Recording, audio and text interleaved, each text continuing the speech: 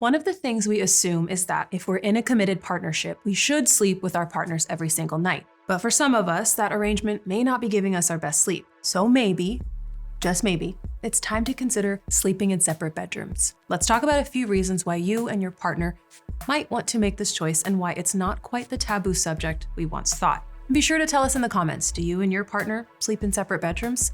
And what led you to make that decision?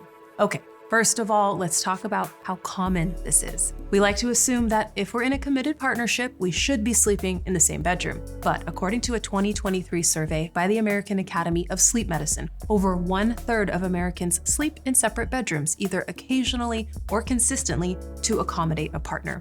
And it's not older adults who are making this choice, it's millennials who are leading the way. See you. While we might think people should sleep in the same room, the reality is that millions of couples are doing what's best for them.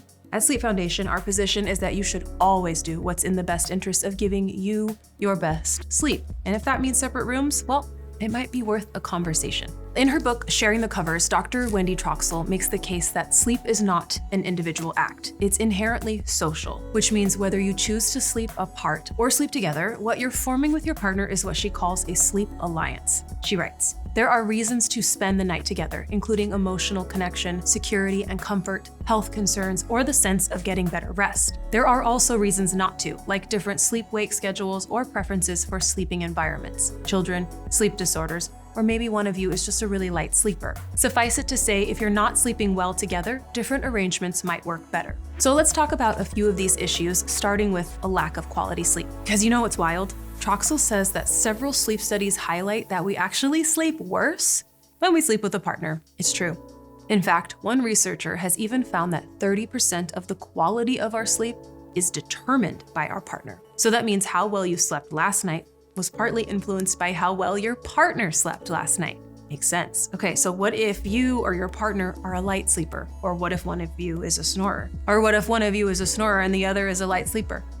Oh, no. The point is the particularities of your sleep have an impact on your partner, and maybe not for the better. It's not just light sleepers versus snorers either. You could have different preferences what kind of bed or bedding you need. Like one of you may need a specific kind of bed because of joint or body pain. Or maybe you just like to sleep on a surface that's firmer or softer than your partner. Or maybe you just need different sleep environments. Like maybe you have different preferences around things like room temperature, how dark it is, or whether you need white noise. Troxel's point is that sleeping together is a great opportunity to have conversations around your personal needs and desires, as well as a chance to be mindful of how your own sleep impacts your partner. Another issue that couples often face are differing circadian rhythms. One of you could be an early bird, the other could be a night owl, and it could be incredibly disruptive if one of you is waking up or going to bed at different times. And by the way, this isn't to suggest that you should be going to bed at the same time. Our circadian rhythms are genetic, and that means some of us are just inclined toward getting up early or sleeping in a little later.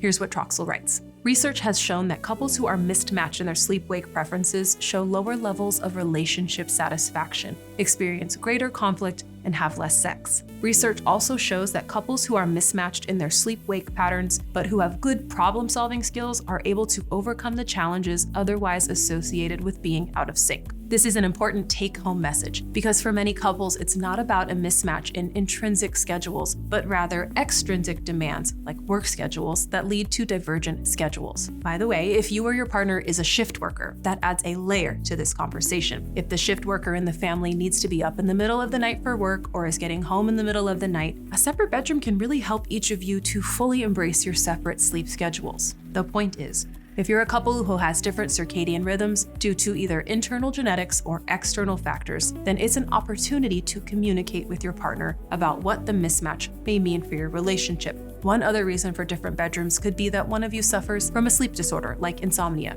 If one of you is up in the middle of the night, restless, unable to sleep, that can have serious consequences for your partner. Likewise, suffering from something like restless leg syndrome could mean your bed partner just can't quite settle in, making it even harder for the other to get uninterrupted sleep.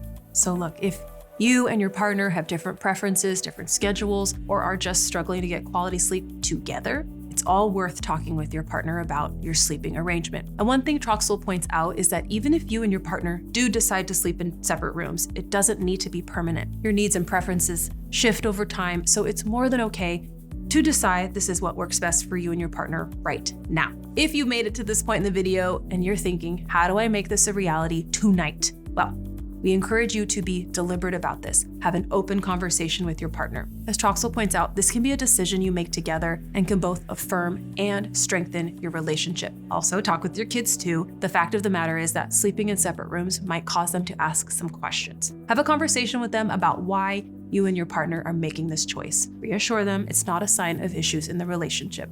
Sleeping in separate rooms may be a great choice for you and your partner, but you could just need to pay a little more attention to your bedroom environment and find ways to improve it for both you and your partner. So before you make the call to sleep separately, check out our video on creating the best bedroom you can for couples. That's it for this one, everyone. Thanks for watching. Sleep tight.